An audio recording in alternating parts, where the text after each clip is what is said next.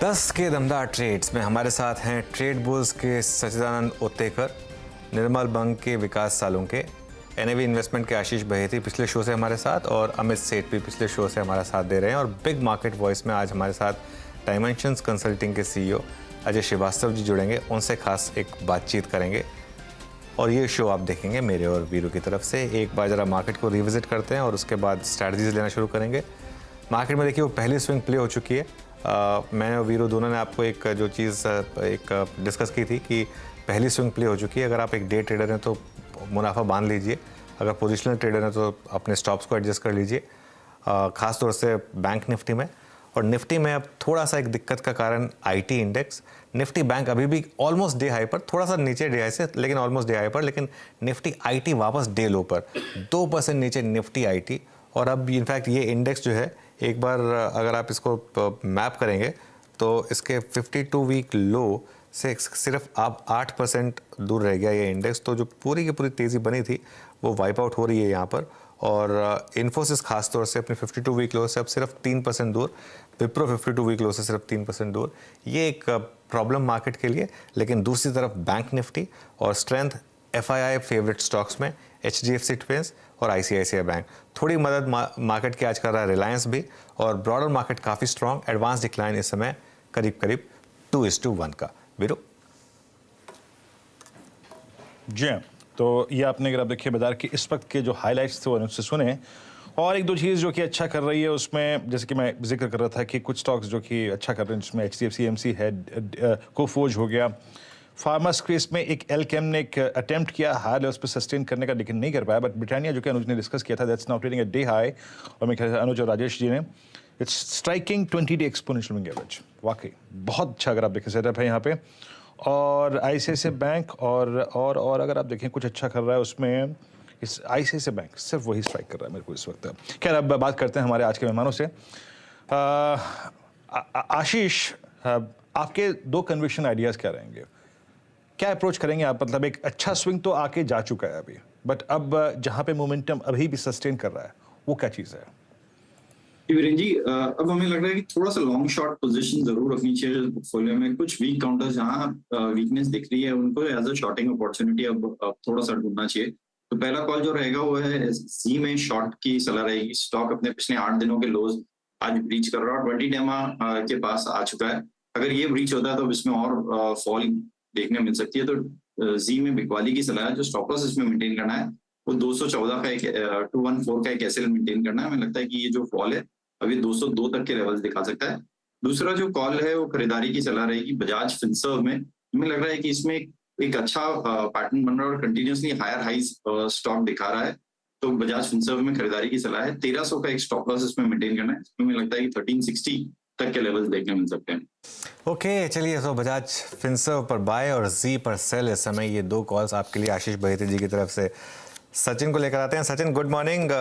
आपकी दो ट्रेड दीजिए और एक बार जरा आपका वो एस्कॉर्ट्स आपने जो दिया था उसका टारगेट हिट हुआ तो वहां पर एक अपडेट दे दीजिए, वहां क्या किया जाए। और इस समय की दो कॉल्स आपकी। गुड मॉर्निंग अनुज जी, गुड मॉर्निंग वीरेंद्र जी। जिस तरीके से एस्कॉर्ट्स का मूव अनफोल्ड हुआ है, मुझे लग रहा है यहाँ पर अभी भी काफी अच्छी तेजी की डेवलप हो सकती है। इमीडिएट बेसिस पे 5 दिनों के एक मूव के बाद थोड़ा सा मुझे लग रहा है कंसोलिडेशन जोन में स्लिप होना चाहिए काउंटर। बट ओवरऑल स्ट्रक्चर मुझे लग रहा है काफी हेल्दी हो चुका है। यहाँ से मुझे लग रहा है 2130 तक के पोजिशनल टारगेट्स यहाँ पर ओपन हो चुके हैं। एक काफी बड़ी low top low bottom sequence को इसने निगेट किया है, तो एक fresh higher top higher bottom sequence बनने की प्रोबेबिलिटी यहाँ पर ज्यादा नजर आ रही है। तो एक बुलिश स्ट्रक्चर ऑलरेडी अनफोल्ड हो चुका है। तो स्टॉप लॉस मुझे लग रहा है अभी यहाँ से थोड़े से पोजिशनल लॉन्ग्स के लिए बनाना चाहिए लगभग अराउंड 1885 के आसपास का। एंड अगर ये कंसोलिडेशन होता है वो कंसोलिडेशन काफी हेल्दी होगा इस पर्टिकुलर ट्रेंड के लिए। तो 2130 के मुझे लग रहा है पोजिशनल टारगेट के लिए कुछ लॉन्ग्स जरूर बनाए जा सकते हैं इवन एट दिस जंक्शन। जहां तक मेरे दो ट्रेड्स का सवाल है, मुझे लग रहा है ब्रिटानिया में एक अच्छी शॉर्ट कवरिंग मूव यहाँ पर अनलॉक हो रही है। इसका जो डेली आरएसआई है वहां पर एक अच्छा पॉजिटिव क्रॉसओवर है just near that 50 mark. And जिस तरीके से पिछले कुछ दिनों का यहाँ पर एक स्क्वीज हो रहा था, वो स्क्वीज से मुझे लग रहा है ब्रेकआउट होना चाहिए। सो लगभग 100-125 पॉइंट की तेजी यहाँ पर नजर आ रही है। सो ब्रिटानिया में खरीदारी करने की सलाह होगी। स्टॉप लॉस आपको 4240 पे लगाना है, 4400 के लक्ष्य के लिए। एंड जो दूसरा स्टॉक है मुझे लग रहा है बजाज फाइनेंस, वहां पर एक क्लासिक राइजिंग थ्री फॉर्मेशन है। एंड जिस तरीके से प्लेसमेंट है अभी तक उसके एवरेजेस की, तो मुझे लग रहा है यहाँ पर 5830 अगर टूट जाता है देन प्रोबेबली ये पर्टिकुलर पैटर्न निगेट होगा। बट जिस तरीके से यहाँ पर भी स्ट्रक्चर है, एक अच्छे कंसोलिडेशन जोन में स्टॉक लॉक्ड इन है, तो लगभग एक स्विंग बनना चाहिए अराउंड 6130 के आसपास का। सो यहाँ पर पोजिशन लॉन्ग ऐड करने की सलाह होगी बजाज फाइनेंस के फ्यूचर्स में 5830 के स्टॉप लॉस के साथ 6130 के पोजिशनल टारगेट के लिए। ओके, ये बजाज फाइनेंस पे आपका व्यू है बाय सचिन जी का। विकास, गुड मॉर्निंग। आपके दो कन्विक्शन ट्रेड्स, क्या चीज करेंगे आप इस वक्त? Good morning Virendra ji. देखो, मुझे भी लगता है कि मार्केट एक रेजिस्टेंट फेस होते हैं देखने मिलेगा, तो एक शॉर्ट कॉल और एक बाय कॉल रहेगा। मेरा पहला जो शॉर्ट कॉल यहाँ पे मैं रिकमेंड करूंगा कमिंस इंडिया। कमिंस इंडिया में जिस हिसाब से कल हमने देखा था, जो इम्पोर्टेंट सपोर्ट था उसको उसने ब्रेक कर लिया था और उसके नीचे क्लोज हुआ था। और आज जैसे स्टार्ट हुआ मार्केट, उसके बाद उसके नीचे ट्रेड करा है 1560 के नीचे। अभी फिलहाल तो इस रेंज के नीचे ट्रेड कर रहा है, तो मुझे लगता है यहाँ से एक प्रेशर बिल्ड होते देखने मिल सकता है। हालांकि हमने देखा है कि लास्ट कुछ दिनों में इसका जो ट्रेंड है वो थोड़ा सा नेगेटिव साइड हो चुका था, बट कल जिस हिसाब से उसने ब्रेक डाउन दिया, वहां से कंफर्म हुआ कि जो ट्रेंड है, जो फेब में जो गैप अप की रेंज थी, उस रेंज को वापस फिल करने नीचे आ सकता है। तो नीचे में जो टारगेट यहाँ पे कमिंस इंडिया में देखने मिलेगा वो 1470 के आसपास के टारगेट यहाँ पे बनते हुए देखने मिलते थे। तो शॉर्ट कॉल रहेगा और स्टॉप लॉस रहेगा 1590 का ऊपर की तरफ का। उसके ऊपर अगर ये जाता है तो वापस ही स्टेबल होगा, बट उसके नीचे तब तक लगता है कि यहाँ पे प्रेशर जो है बिल्ड होते हुए देखने मिलेगा। तो 1470 का टारगेट यहाँ पे कमिंस इंडिया में आते हुए देखने मिल सकता है। दूसरा रहेगा एसबीआई लाइफ, यहाँ पे मेरा बाय कॉल रहेगा। हालांकि मैंने लास्ट वीक भी इसमें मेंशन किया था कि एसबीआई लाइफ में अच्छी खासी एक पोजीशन यहाँ पे बिल्ड होती है देखने मिल रही है, और मुझे लगता है यहाँ से अच्छा पोटेंशियल है। 1190-1200 के आसपास के टारगेट यहाँ पे एसबीआई लाइफ में आते हुए देखने मिल सकते हैं, और 1100 का स्टॉप लॉस है। ओके, चलिए ठीक है। तो ये इस समय आपके लिए टारगेट्स एसबीआई लाइफ के स्क्रीन पर। अमित जी, आपकी ट्रेड्स रह गई हैं इस समय की, इस फ्रेश शो की, क्या सजेस्ट करेंगे आप? अनुज जी, इस समय एक डिफेंसिव काउंटर हिंदुस्तान यूनिलीवर पसंद आ रहा है। एचयूएल में हमने एक वन साइडेड मूव देखा था, उसके बाद हमने 3 से 4 दिनों का पुल बैक देखा, जिसने अपने कॉन्फ्लुएंस और मूविंग एवरेजेस पे सपोर्ट लिया है, और आज एक उसमें बुलिश कैंडल बना है। 2550 का कैश में प्राइस है, इसे बाय करें फॉर अ टारगेट ऑफ 2600, और स्टॉप लॉस लगभग रखूंगा 2520 का। सेकंड स्टॉक जो मुझे पसंद आ रहा है इस समय, that is power grid. Power grid का ओवरऑल अगर मंथली वीकली चार्ट देखें तो स्ट्रक्चर काफी स्ट्रॉन्ग है। कल के 17 में एक इसमें पुल बैक आया था जिसने 10 और 20 डे पे एक रेस्ट लिया, तो एक अच्छे पॉइंट पे हमें मिल रहा है पावर ग्रिड वंस अगेन। 229 का प्राइस है, 235 रुपए के टारगेट्स रहेंगे, और लगभग 226 का स्टॉप लॉस रहेगा। ओके, चलिए अब एक काम करते हैं, जरा एक बार मार्केट को रिविजिट करते हैं। हल्की सी प्रॉफिट टेकिंग हाई लेवल पर, और उसमें आप ब्लेम नहीं कर सकते, एक्सपायरी डे है तो। और रेजिस्टेंस जो 41,731 की बैंक निफ्टी की है उसके काफ़ी करीब है, तो थोड़ी सी रेजिस्टेंस आएगी हायर लेवल पर 41,677 इस समय, और निफ्टी इस समय अब 17,788 पर। तो ये क्लियरली एक थोड़ी सी आपकी स्क्रीन पर प्रॉफिट टेकिंग। अपोलो हॉस्पिटल्स में ज़बरदस्त मूव। इनफैक्ट अब जो कोविड केसेस बढ़ रहे हैं उसको लेकर थोड़ा सा एक हेल्थ केयर में एक स्टॉक्स में थोड़ा सा मोमेंटम है, इसकी वजह से ये यहाँ पर एक मूव। कॉनकोर में भी एक मूव आ रहा है, एक बार कॉनकोर लेकर आइए, यहाँ पर भी एक अच्छा मूव आपको दिखाई देगा स्क्रीन पर। ये एक आपके लिए पॉजिटिव। उसके अलावा एबी फैशंस एंड रिटेल, यहाँ पर भी थोड़ी सी बाइंग, ब्रिटानिया में भी थोड़ी सी बाइंग। तो ये कुछ स्टॉक्स हैं जो इस समय ट्रैक्शन दिखा रहे हैं। सचिन, कॉनकोर पर भी आपकी कॉल थी, इसको भी जरा एक बार रिविजिट करें। जी अनुज जी, इनफैक्ट कल हमने इसी पर्टिकुलर शो में पहला सौदा में ये पर्टिकुलर ट्रेड सेटअप अनफोल्ड किया था। मुझे लग रहा है काफी बड़ा बदलाव इस पर्टिकुलर ट्रेंड में हो चुका है। वहीं पर एक बॉटम इन प्लेस है। जिस तरीके से इसके एवरेजेस प्लेस्ड थे, जिस तरीके से इसने एक डिसाइसिव ब्रेकआउट एस्टैब्लिश किया था कल के सत्र में, तो 635 के पोजिशनल टारगेट के लिए हमने लॉन्ग्स रेकमेंड किए थे 597 इस लेवल पे। एंड जिस प्रकार से अभी मोमेंटम यहाँ पर फ्रेश मिल रहा है, तो मुझे लग रहा है 598 के फ्रेश स्टॉप लॉस के साथ यहाँ पर अभी भी फ्रेश लॉन्ग्स ऐड किए जा सकते हैं। टारगेट इन प्लेस है 635 का। मुझे लग रहा है 1 से 2 दिनों में ये पर्टिकुलर टारगेट भी अचीव हो जाना चाहिए। तो अभी भी खरीदारी करने की ही सलाह होगी कॉनकॉर में। एक फ्रेश स्टॉप लॉस यहाँ से आपको लगाना है 598 पे, and target on the upside intact होगा 635 का। जी, look at Concor, look at Britannia. और अब वाकई वो ब्रिटानिया की ट्रेड बहुत खूबसूरत बनती हुई है। डे हाई की ट्रेजेक्ट्री में 20-100 डीमा को दोनों को पार कर चुका है। ये सिग्नल दे रहा था थोड़ी देर पहले ही, जब मैंने इनफैक्ट नोटिस किया, जब मेरे सिस्टम ने अलर्ट किया, टू मूविंग एवरेजेस एक साथ बाइसेक्ट हो रहे थे। और अब याद रखिएगा, इसका अगला एवरेज जो कि लास्ट ड्यू एवरेज है 50 डीमा फ्लोट कर रहा है, वो करीब करीब 4332 पे ट्रेड कर रहा है। तो वो अच्छी स्पॉटिंग थी उस वक्त की यहाँ पर। अच्छा, एक बार केमिकल बास्केट से आप जरा टाटा केमिकल को रखेंगे। अभी इसकी कुछ कॉल्स मेरे स्क्रीन पे अपीयर हुई थी, देख लेते हैं एक बार वो ठीक कर रहा है नहीं कर रहा। टाटा केमिकल 1020 पे नो, नॉट एग्जैक्टली, इसको स्किप करते हैं, इतना अच्छा मूव नहीं दे रहा है। उसके बाद एक बार फिर से लेके आइए आप HDFC बैंक, और HDFC बैंक और थोड़ा सा शूट अप करके 1688 और 1690 के जोन में सुबह हाई लगाया था इसने, और अब वहीं पे सेटल हो रहा है। कोई बहुत अगर आप देखिए अच्छे ट्रेड्स नहीं मिल रहे, बस इट्स ब्रिटानिया जो कि अच्छा डिलीवर करता हुआ। एक बार आप गोदरेज प्रॉपर्टीज लेके आइए। ये वो स्टॉक था जिसने आई थिंक लास्ट थर्सडे से लेके अब तक सबसे वाइल्ड स्विंग दिए हैं। अभी कहां पर है? 1254। यस, शूट अप होके डे हाई पर, और yes yes yes yes yes. याद रखिएगा, गोदरेज प्रॉपर्टीज ये रियल स्टेट स्पेस में सबसे गंभीर चोट खाने वाला स्टॉक था, और आज 1 फरवरी 2022 के बाद एक बार फिर से ये स्ट्राइक करता हुआ अपना 200 day exponential moving average. Sachin, इसके मायने क्या है? आपका व्यू क्या है? स्पेशली वो लोग जो कि बड़ी होल्डिंग लेके बैठे हैं, उनको क्या करना चाहिए, और आपका टेक इस ट्रेड पे?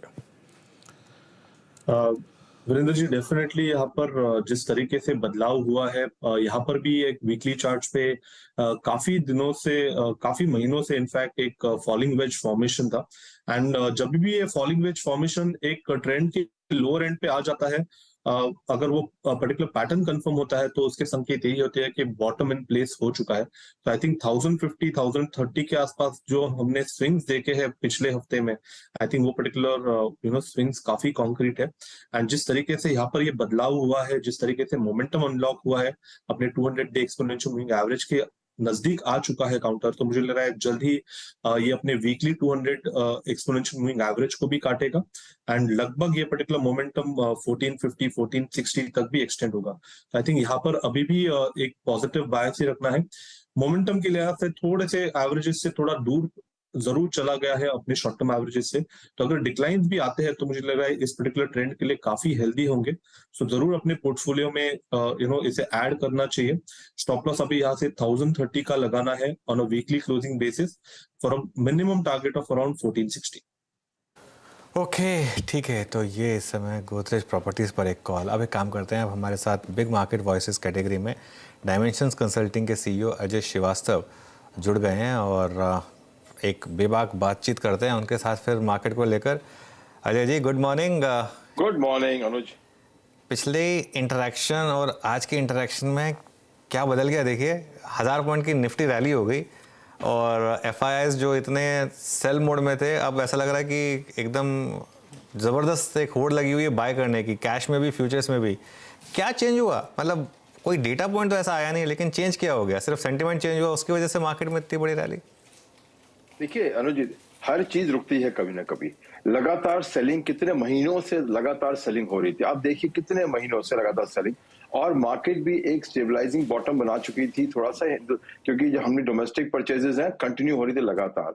तो अगर आप एफआई इन्वेस्टर की तरफ बैठे हुए हैं, आप देख रहे हैं कि सेलिंग हो रही है, लगातार हो रही है, लेकिन मार्केट अभी भी एक कंसोलिडेशन बॉटम के अंदर में बैठा हुआ है, तो सूनर और लेटर टेक्निकल कॉल्स आ जाएंगे कि आपको बाय करनी पड़ेगी मार्केट को। तो मेरे हिसाब से फंडामेंटली कुछ चेंज नहीं हुआ, पर टेक्निकली मार्केट ने जो कंसोलिडेशन किया इंडियन मार्केट ने पिछले 3 महीने से, उसका बड़ा क्लियर सिग्नल था कि और जो बिकवाली है उसका कोई इंपैक्ट नहीं आने वाला मार्केट पे, बल्कि रिवर्स करना पड़ेगा स्टैंड जिन्होंने बेचा है। तो टेक्निकली वेरी क्लियर सिग्नल कि आपको खरीदना पड़ेगा इस बाजार में, बेचने का कोई फायदा नहीं है, बिकॉज आप इसको बेच के वापस उससे सस्ता नहीं ले पाएंगे। और ये मोमेंटम देखते हुए, और आपने ये भी देखा होगा कि विदेश में भी थोड़ा सा मोमेंटम रहा है, पॉजिटिव ही रहा है पिछले 2 हफ्ते के अंदर में। सब उन मिला के ये था कि अब सेलिंग तो रुक गई, बाइंग आई है, स्ट्रैगुलर बाइंग आई है, कोई सॉलिड बाइंग नहीं आई है, बट मार्केट को कुछ नहीं चाहिए था, टॉनिक चाहिए था कि सेलिंग खत्म हो जाए, वो सेलिंग खत्म हो गई है। लेकिन आप तब भी देखेंगे मार्केट में कोई यूफोरिया नहीं है अनुज जी, मार्केट की रिलीफ है, यूफोरिया नहीं है।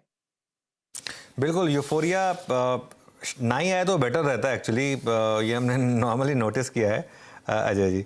अच्छा, आईटी में लगातार मार्केट को पता था कि दिखते हैं, और टीसीएस ने कल क्लियरली बोल दिया कि दिखते हैं और अनसर्टेनिटी है, लेकिन इतनी सेलिंग मतलब कहीं ना कहीं जाकर यहाँ वैल्यू बनेगी, ऑलरेडी बन चुकी है, या फिर अभी थोड़ा और एक क्वार्टर वेट करना चाहिए? क्योंकि प्रॉब्लम क्या होगी कि जब रिकवरी आएगी उसके बाद नॉर्मली बाय कर नहीं पाते आप, क्योंकि वो वन वे तेजी भी हो जाती है। तो इस समय क्या इस डिक्लाइन का फायदा उठाया जाए, या अभी एक क्वार्टर और वेट कर लिया जाए?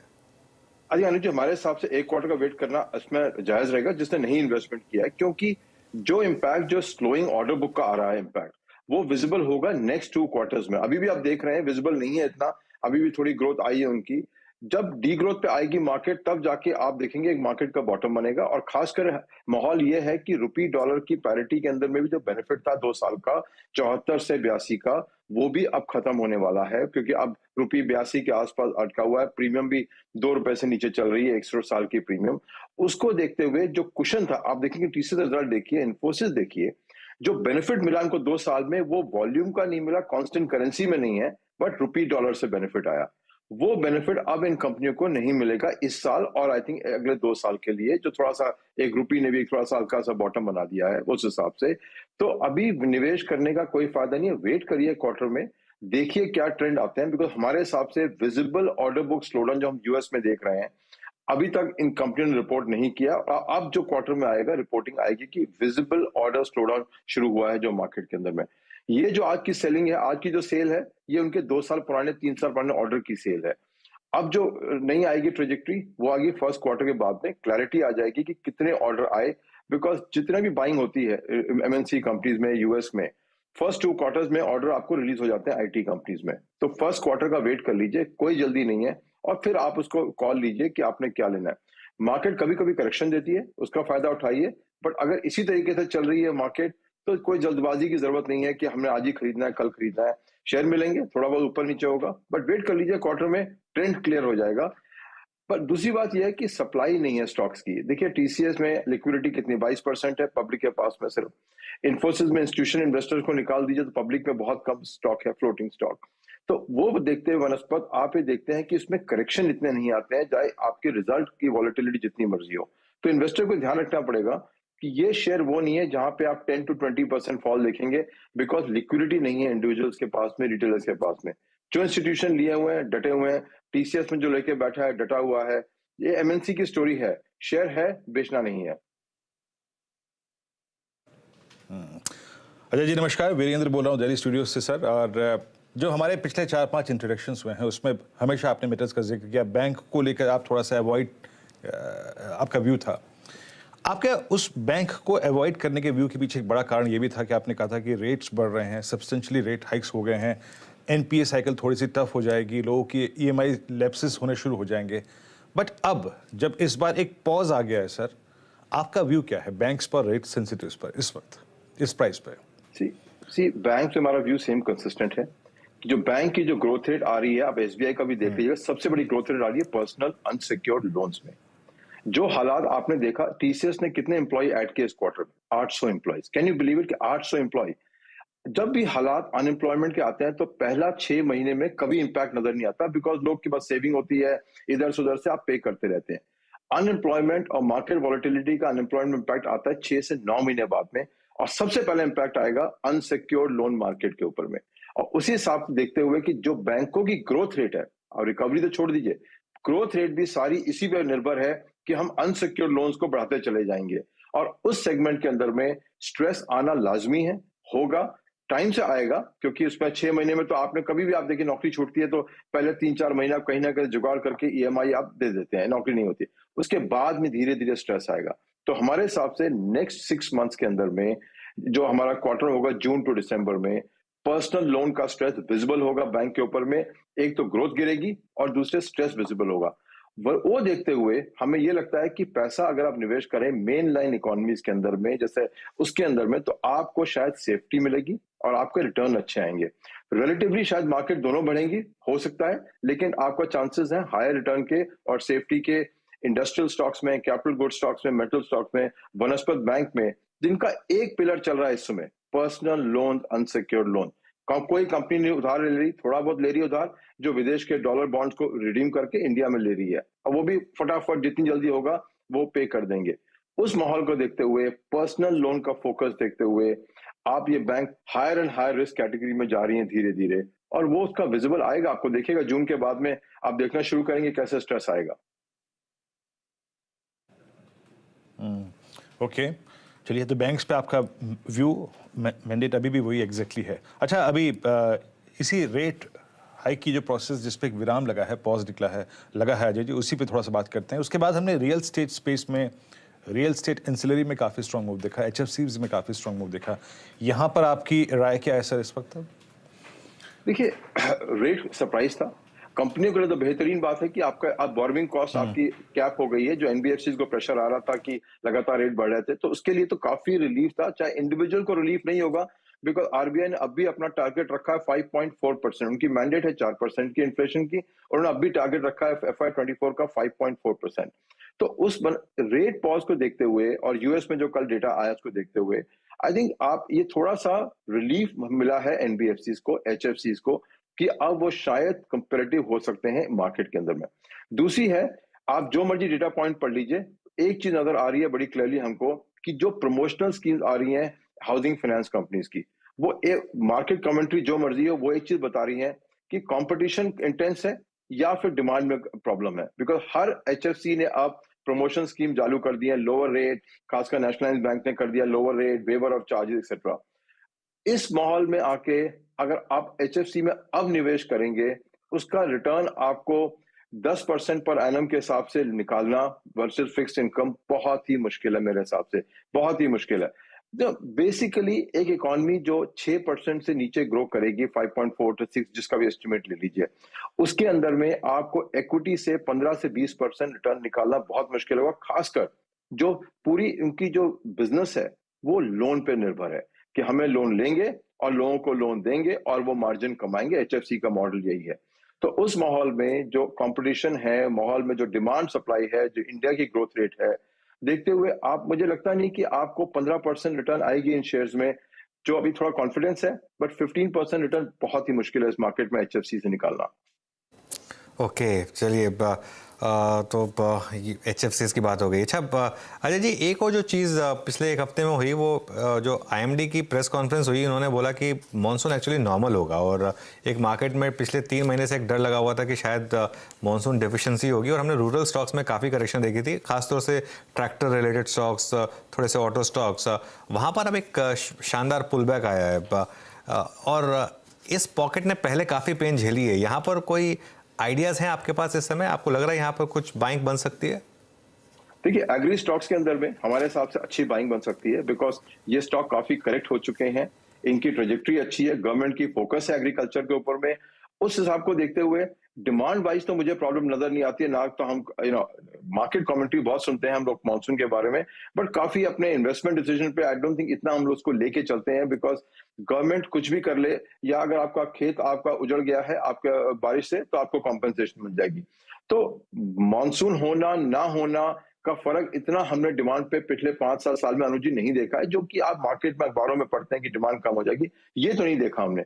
ये जरूर देखा है हमने कि सेंटिमेंटल बाइंग कभी कभी कम हो जाती है, और उसके कारण, और मार्केट तो मार्केट है, कभी कटबैक होगा, कहीं पुल बैक होगा, कभी, but agri stocks, seed companies, ये कंपनियां जो हैं, जो साइंस पे एग्रीटेक कंपनियां हैं, इस पे हमारा काफी कॉन्फिडेंस है कि अगले 12 से 24 महीने के अंदर में ये अच्छा रिटर्न देंगी, बिकॉज इलेक्शन ईयर के अंदर में जो परचेजिंग पावर रूरल इंडिया में अनलीश करेंगे, चाहे इलेक्शनरिंग के लिए करेंगे, चाहे पब्लिसिटी के लिए करेंगे, चाहे गवर्नमेंट की स्कीम आएंगी, इनको डायरेक्ट बेनिफिट होगा एग्री प्रोडक्ट्स को। उस हिसाब को देखते हुए कई एमएनसी कंपनी अच्छी है एग्री सेक्टर में, तो एक आध इंडियन कंपनी अच्छी है, खासकर एग्री एक्सपोर्ट्स में अच्छी कंपनियां हैं। उसको देखते हुए इस सेक्टर पे आई थिंक हमको अबव मार्केट रिटर्न मिलने की बहुत उम्मीद है, और इसलिए काफी सारा हमारा इन्वेस्टमेंट उस तरीके से जा रहा है। अजय जी, अभी आपने जो इलेक्शन ईयर का जिक्र किया, मई 2024 का, आपने एग्री शब्द का इस्तेमाल किया, उसी से कोरिलेट करते हुए मैं ये बजाज ऑटो को पिछले 4-5 दिन में देख के, 10 दिन में देख के आपको हैरानी हुई सर क्या? और क्या ये एक बहुत अच्छी बाइंग अपॉर्चुनिटी है बजाज ऑटो में, या फिर टू व्हीलर स्पेस में TVS, Bajaj auto, hero MotoCorp? आपका व्यू? देखिए, बाजार में रहते हुए तो हमें बहुत चीजें नजर आती हैं रोज, जिसमें कभी अचंभा भी होता है, कभी एक्साइटमेंट भी होती है, कभी ये भी होता है कि यार ये क्या हो रहा है। कई बार होता है कि ये क्या हो रहा है, बट ठीक है, बाजार तो बाजार है, आपसे आगे चलेगा, आपको गलत भी साबित करेगा। देखिए, बजाज ऑटो जैसी कंपनी में निवेश करके क्या मिला निवेशक को पिछले दशक में? कुछ भी नहीं रिटर्न आई ना। आप देखिए, पॉइंट टू पॉइंट रिटर्न देखिए, क्या रिटर्न है। एक कंपनी जिसमें 30,000 करोड़ की एफडी है, वो अपनी ईवी में भी पीछे रह गई। मोटरसाइकिल में टीवीएस मोटर ने क्या शानदार परफॉर्मेंस दिखाया, वहां पीछे रह गई। तो एक ये लेगेसी कंपनी है जिसके पास इतनी एफडी है, लेकिन ग्रोथ की स्टोरी में क्या है उसके पास में? कुछ भी नहीं है, नया प्रोडक्ट नहीं है, ईवी में फर्स्ट नहीं, लीडर नहीं बन पाए वो लोग, अपना स्पोर्ट्स बाइक्स में लीडर नहीं बन पाए। तो ऐसी कंपनियों में निवेश कभी कभी होगा, किसी ने इंटरेस्ट लिया होगा, कभी रीबैलेंसिंग हुआ होगा पोर्टफोलियो का, वो भी नहीं जानता कि किसी HNI ने खरीद लिए होंगे शेयर किसी कहने पे कि 30,000 करोड़ कॉर्पस है, तो इंटरेस्ट जो आएगा वो तो बढ़ के आएगा ना। पिछले साल तक उनको 5% मिल रहा था रिटर्न, अब 9% रिटर्न मिलेगा उनको। तो उस हिसाब से अगर उनकी इनकम थी आपकी 3,000 करोड़ रुपया, तो अब इनकम हो जाएगी 6,000 करोड़ रुपया।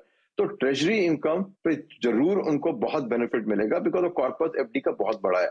बट अगर निवेशक हैं तो बियॉन्ड ट्रेजरी देखेंगे उसको, तो उस कंपनी में क्या ग्रोथ इंपेटस है मैं नहीं जानता हूं, शायद कुछ और लोग जानते होंगे। बट ये जरूर है, ट्रेजरी इनकम का बेनिफिट इस बैलेंस शीट में और प्रॉफिट एंड लॉस में बेहतरीन तरीके से नजर आएगा। तो प्रॉफिटेबिलिटी रेशियो बढ़ेंगी, वो बढ़ेगा, प्रॉफिट बढ़ेगा, अदर इनकम बढ़ेगी। बट कोर बिजनेस में कुछ ऐसा चेंज होगा शायद मैंने देखा नहीं है, मे बी मिस कर गया हूँ। ओके, तो final question then Ajay ji, 2 part question actually. एक तो ऑड्स क्या होंगे इस मार्केट के अब ऑल टाइम हाई की तरफ जाने के लिए, और दूसरा ब्रॉडर मार्केट अच्छे से कब पार्टिसिपेट करना शुरू करेंगे, क्योंकि कई लोगों के सवाल हैं कि निफ्टी भले 18,000 पर आ गया हो वापस, मेरा पोर्टफोलियो अभी भी पेन में है और 16,500-16,000 के लेवल पर है। देखिए, हमारे हिसाब से अगले 12 महीने के अंदर में मार्केट का फ्रेश हाई पे जाना बहुत मुश्किल है हमारे हिसाब से, और अगर जाता भी है तो सबसे बढ़िया बेहतरीन सेलिंग अपॉर्चुनिटी मिलेगी आपको प्रॉफिट लेने की मार्केट के अंदर में। बिकॉज आपने सही कहा, काफी निवेशक बैठे हुए हैं, खासकर म्यूचुअल फंड वाले, जिन्होंने प्रॉफिट नहीं बुक किए, और उन्होंने मार्केट को ऊपर भी देखा, नीचे भी देखा, और रिटर्न कुछ नहीं आया उनके बाजार में। और जब वो देख रहे हैं कि गोल्ड में 15% रिटर्न है, इंटरेस्ट रेट आप सीनियर सिटीजन में जाएंगे तो 8.2% है, डिवेंचर लेंगे तो 10 से 11% आपको इंटरेस्ट रेट मिल रहा है। उस माहौल में उम्मीद करना कि निफ्टी 11% कंपाउंडेड रिटर्न अगले 2 साल या 3 साल में देगा, बहुत ही मुश्किल है अनुज हमारे हिसाब से। तो अगर यही लेवल सस्टेन कर जाए 18,000 का, तो इसको समझिएगा कि एक मार्केट ने एवरेज क्लाइम कर लिया है। जो 5.4-5.5% इकोनॉमिक ग्रोथ रेट के अंदर में मार्केट का नया हाई बनाने का मतलब है शेयर बेचिए, खरीदे नहीं। ओके अजय, शुक्रिया जुड़ने के लिए हमारे साथ, और have a good weekend. Extended weekend आ रहा है, एंजॉय करिएगा। चलिए अब काम करते हैं, शो की समाप्ति की तरफ बढ़ते हैं, और मार्केट ने आज रिस्पेक्ट किया हमारे सुबह के ट्रेड सेटअप को। हल्के से गैप डाउन में खुला, लेकिन एक शानदार रिवर्सल, खासतौर से बैंक निफ्टी में। निफ्टी कूल ऑफ हो गया वापस, क्योंकि निफ्टी में आईटी का प्रेशर है। बैंक निफ्टी में कोई प्रॉब्लम नहीं है, वो इन्फोसिस वाली, इसके लिए बैंक निफ्टी अभी भी मोर और लेस डेज हाई के करीब। और HDFC बैंक और ICICI बैंक दोनों में पावरफुल मूव।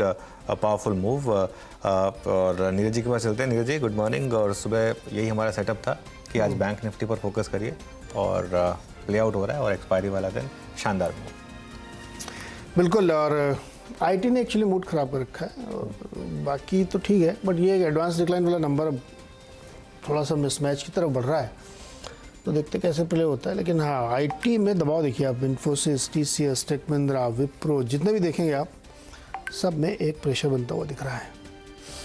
चलिए इसी बीच में फिर आपके सवाल जवाब का सिलसिला होगा ट्रेडर्स हॉटलाइन में, और हेडलाइंस के साथ शुरुआत करते हैं।